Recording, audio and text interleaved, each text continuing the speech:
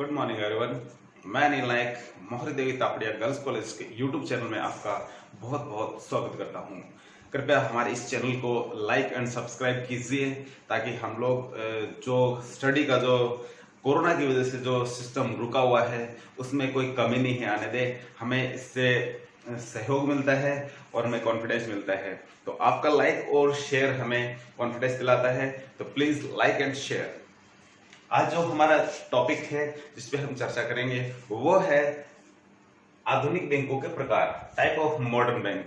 वर्तमान में हमारे किस किस प्रकार के बैंक कार्यरत है पूरी दुनिया में, हमारे देश में या ऑल ओवर वर्ल्ड में, किस किस प्रकार की जो बैंकिंग जो सिस्टम है उसको आज हम समझेंगे। तो सबसे पहले बात करते हैं, नंबर 1 है व्यापारिक बैंक।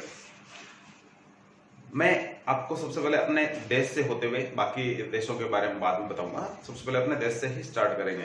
हमारे देश में जो व्यापारिक बैंक है वो एक संजीवनी बूटी का काम करते हैं देश की अर्थव्यवस्था को बढ़ाने के लिए। तो इसी प्रकार से व्यापारिक बैंकों का अहम रोल हो जाता है। ये बैंक व्यापारियों, व्यवसायियों और उद्योगपतियों को अल्पकालीन ऋण उपलब्ध करवाते हैं। अल्पकालीन जो अवधि है उसको सामान्यतः हम 3 महीने की अवधि मान रहे हैं। तो ये 3 महीने की अवधि के लिए ऋण उपलब्ध करवाते हैं। इस प्रकार के बैंक उद्योग धंधों में एक जान फूंकने का काम करते हैं। तो इस प्रकार के ये कौन कौन से बैंक है जो इस तरीके से हेल्प करते हैं अर्थव्यवस्था को। तो हम बात करते हैं SBI, State Bank of India, Bharatiya State Bank, BOB Bank of Baroda, PNB Punjab National Bank, CB Central Bank और आईबी इंडियन बैंक और डीबी देना बैंक। कुछ इस प्रकार के बैंक है जो व्यापारिक बैंक है और ये अर्थव्यवस्था में एक अहम रोल निभाते हैं। जो व्यापारिक बैंक है ये मुद्राएं स्वीकार करते हैं, जमा करते हैं, ऋण देते हैं, चेकों का भुगतान करने का भी काम करते हैं। तो इस प्रकार से इन बैंकों की ये कार्य प्रणाली है। तो हम बात करते हैं ये बैंक कितने हैं हमारे देश में, किस तरह की क्या कंडीशन है। तो 31 मार्च 2017 को इनकी संख्या 143 इनकी संख्या थी जो अनुसूची में शामिल थे, अनुसूचित बैंक में बैंकों की श्रेणी में थे।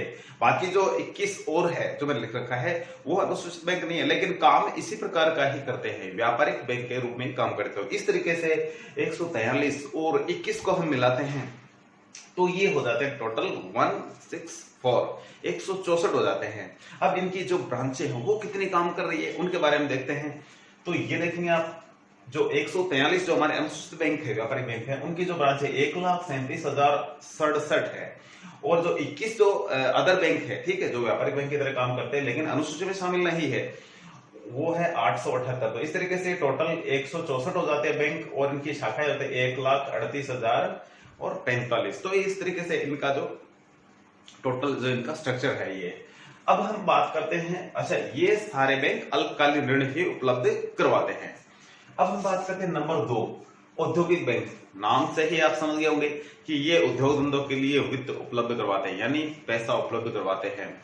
ये औद्योगिक जो जरूरतें हैं, ठीक है, वो नॉर्मली जो मध्यकालीन और दीर्घकालीन ऋण जो होते हैं वो उद्योग धंधों को उपलब्ध करवाते हैं। सामान्यतः उद्योग धंधों में क्या है, बड़ी राशि के पैसे चाहिए और बड़ी राशि के जो ये पैसे चाहिए ये आप नॉर्मल बैंकों से आप नहीं प्राप्त कर सकते। तो ये आपको इसी प्रकार के बैंकों से प्राप्त हो सकते हैं क्योंकि बड़ी राशि के जो पैसे ये उपलब्ध करवाते हैं। तो ये जो पैसा होता है बड़ी राशि का, ये किस किस काम में लेते हैं उद्योग धंधों में। तो सामान्यतः जो निर्माण कार्य है, जैसे बड़ी बिल्डिंग बनानी है, फैक्ट्री का, कारखाने का जो सेटअप करना है, उसके लिए बड़ी राशि चाहिए, उसमें बड़ा पैसा लगता है।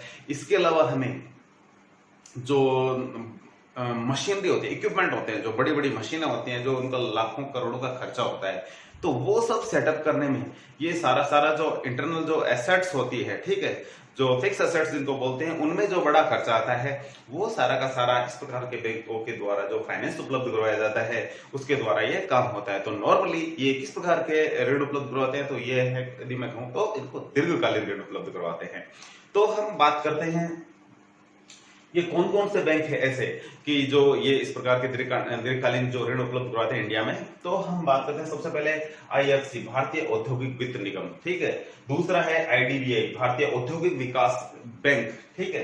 तीसरा है आईसीआईसीआई, भारतीय औद्योगिक साख विनियोग निगम। और चौथे नंबर पे है, ये 18 है अलग अलग स्टेट्स में, ठीक है, एसएससी, राज्य वित्त निगम।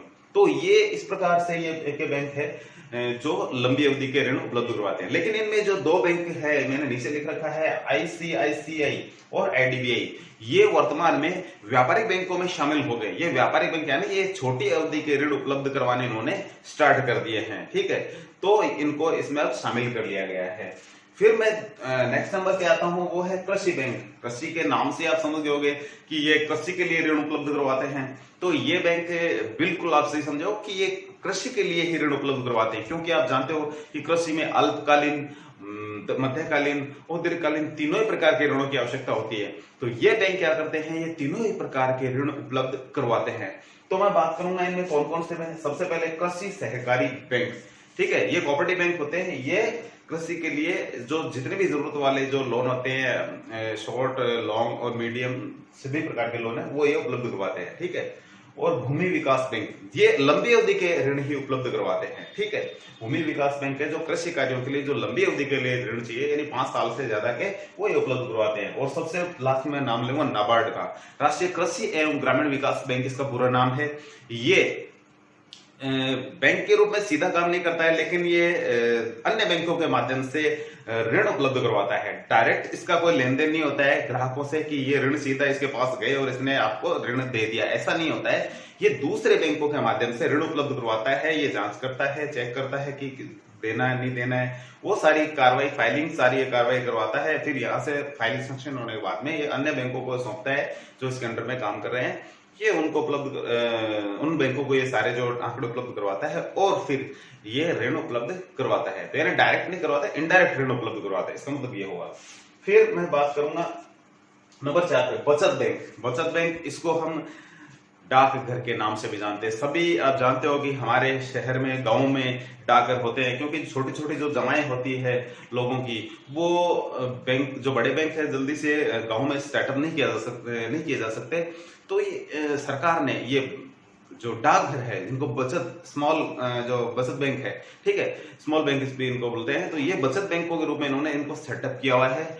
ये बहुत ही बड़ी संख्या में है पूरे देश में, और ये छोटी छोटी लोगों की जमाओं को स्वीकार करते हैं और ये छोटे मोटे ऋण भी उपलब्ध करवाते हैं।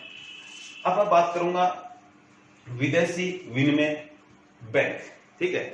जैसा कि इनके नाम से ही पता है, विदेशी विनिमय यानी विदेशी व्यापारिक बिलों का लेन देन करना, उनकी कटौती करना, ठीक है। और छोटे व्यापारिक जो लेन देन है, जो विदेशी मुद्राओं का लेन देन, विशेष रूप से विदेशी मुद्राओं का लेन देन करने वाला ये बैंक है, विदेशी विनिमय बैंक। और ये विदेशी मुद्राओं के जो व्यापारिक जो विदेशी मुद्राएं हैं उनका लेन देन तो करता ही है, इसके अलावा जो विदेशी विनिमय बिल होते हैं उनकी भी कटौती करता है, उन्हें स्वीकार करता है और उनको भुनाता भी है। तो इस तरीके से इसका काम हो गया विदेशी लेन देन। जो, क्योंकि आप जानते हो कि अभी दुनिया, ठीक है, एक दूसरे से आसानी से व्यापार कर सकती है। कोई भी देश किसी भी देश से व्यापार कर सकता है, तो उसके जो पैसे हैं वो कन्वर्टिंग की जो दिक्कत होती है, या जो क्रेडिट की दिक्कत होती है, कौन किससे पैसे लेगा, किस तरीके से देगा। जैसे हम बात करते हैं कि हम अमेरिका से व्यापार करते हैं, तो हमारी दिक्कत हो जाती है कि हम उनको, यदि हमने वहां से कोई माल मंगवाना है तो उनको तो पेमेंट डॉलर में करना पड़ेगा, ठीक है, क्योंकि हमारे करेंसी तो रुपया है।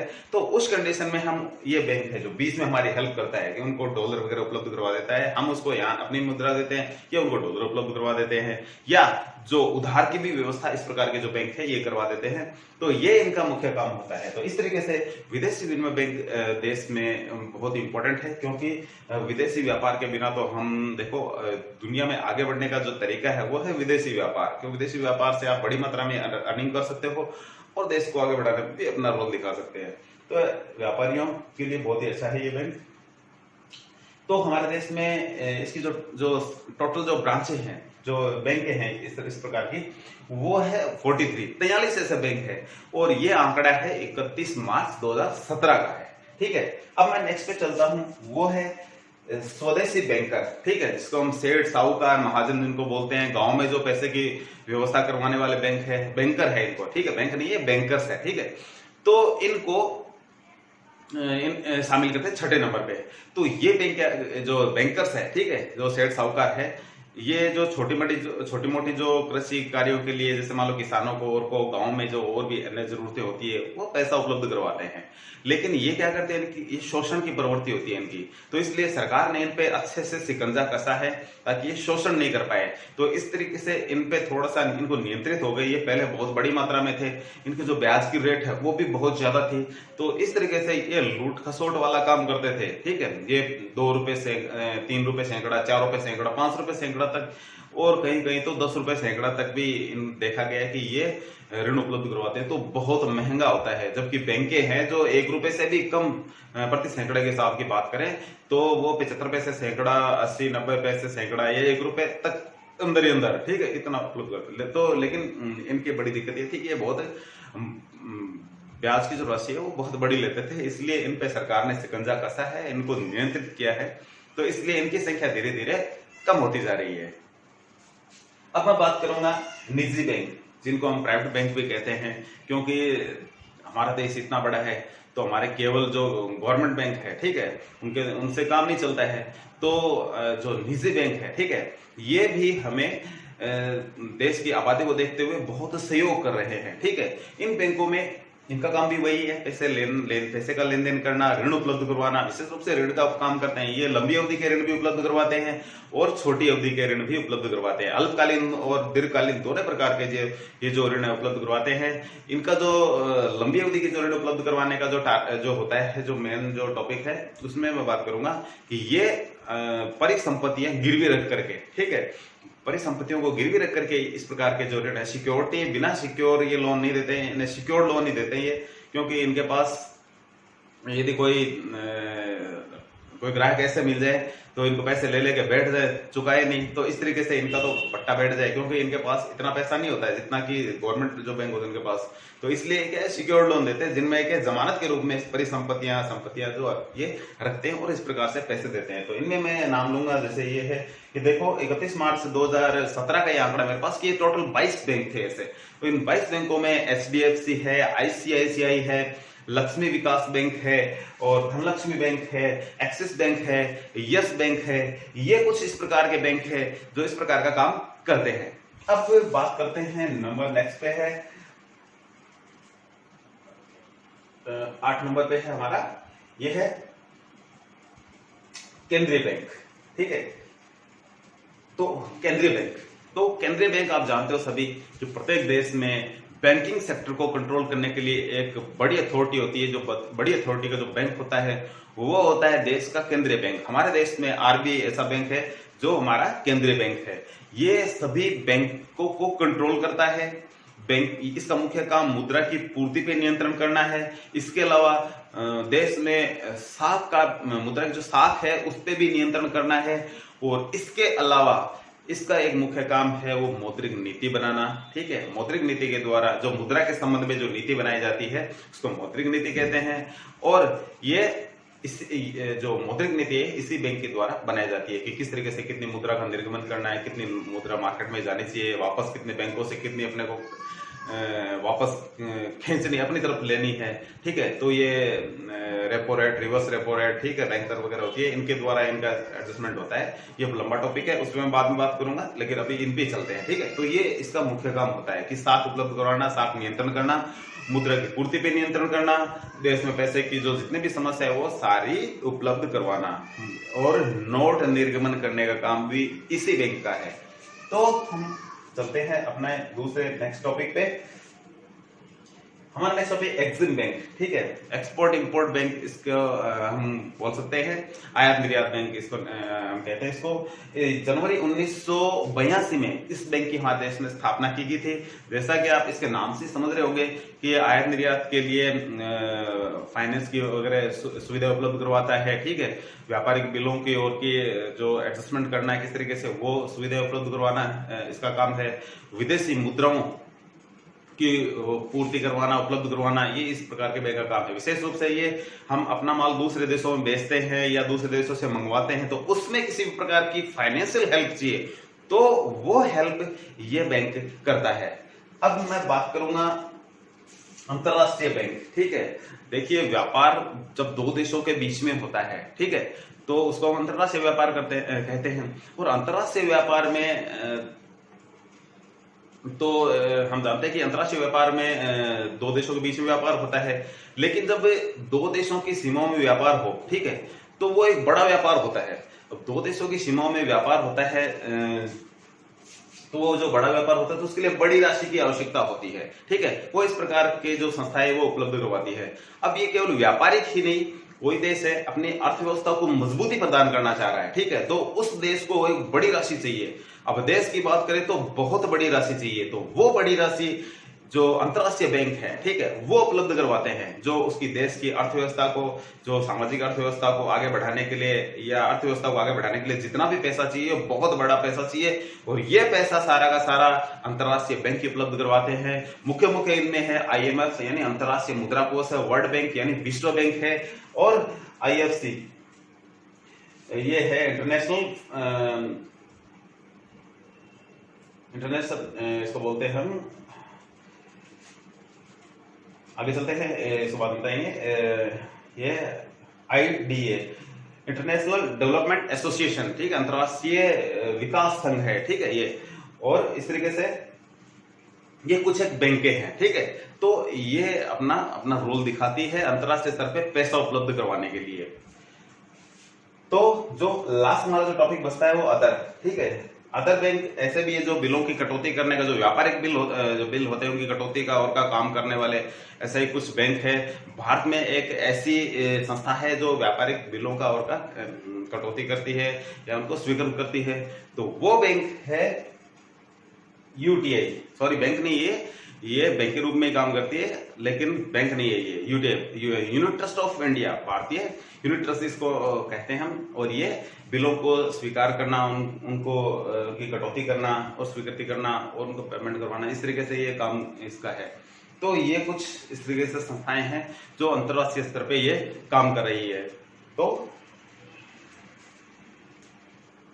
जो अभी हमारे जो टॉपिक चला था, अंतर्राष्ट्रीय बैंक में IMF है, अंतर्राष्ट्रीय मुद्रा कोष है, WB विश्व वर्ल्ड बैंक है, विश्व बैंक है, ये है इंटरनेशनल फाइनेंशियल कॉर्पोरेशन है, ठीक है, अंतर्राष्ट्रीय वित्त निगम है, और ये है IDA, ये है इंडस्ट्रियल डेवलपमेंट एसोसिएशन, ठीक है। तो इस तरीके से ये टोटल बैंकें हैं जो देश और विदेश में, ठीक है, हमारे देश में भी काम कर रही है और विदेश में भी काम कर रही है और अंतर्राष्ट्रीय स्तर पे दो देशों के बीच में भी काम कर रही है। तो ये कुछ एक संस्थाएं हैं जो बैंकों के टोटल जो हम आपको बात करें टाइप्स की है, तो ये टोटल इतनी ही बैंकें हैं, ठीक है, वर्तमान में जो भारत में कार्यरत है। तो नेक्स्ट हम पहुंचेंगे अगला टॉपिक लेकर के। उससे पहले मैं आपको कहना चाहूंगा कि हमारे इस YouTube चैनल को आप share and subscribe and like कीजिए। Thank you.